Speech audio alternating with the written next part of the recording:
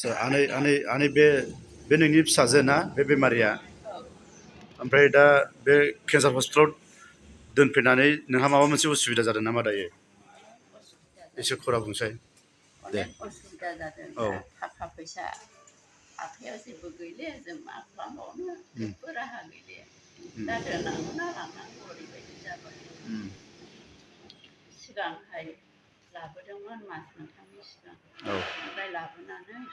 थाखा फैसा गैयियावहाय लांफिननाय जादों आरो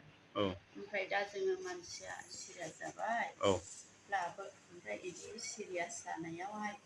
आदानि फिसाजोफ्रा ओमफ्राय बाजैमोना बोरै नायनानै दोननाय लांफिननानै जोंना लाबोबाय ओमफ्राय दा जों लाबोनानै जेबो राहा गैले थाखा एसे एनै जमा जोबजोब्बाय जों मा खालामबावनांगौ बेखौनो रायजोफ्रा एसे एनै अननानै हरना होबावोसै आं बेखौनो खावलायो नोंसोरो हरला एसे आंनि फिसाजोआ थांनानै थायो खोमा आं बेखौनो खावलायो रायजोफोरखौ आरो फरायनो गोसो दंमोन आंनि फिसाफ्रा दा बिनि खाफाला मा जाखो आं मिथिया अननानै बेखौहाय मोजां खालामो रायजोफ्रा एसे एनै थाखा हरला आं जोबोद गोजोननाय मोनगौ नोंसोरखौ इसोराबो आशिर्बाद होगोन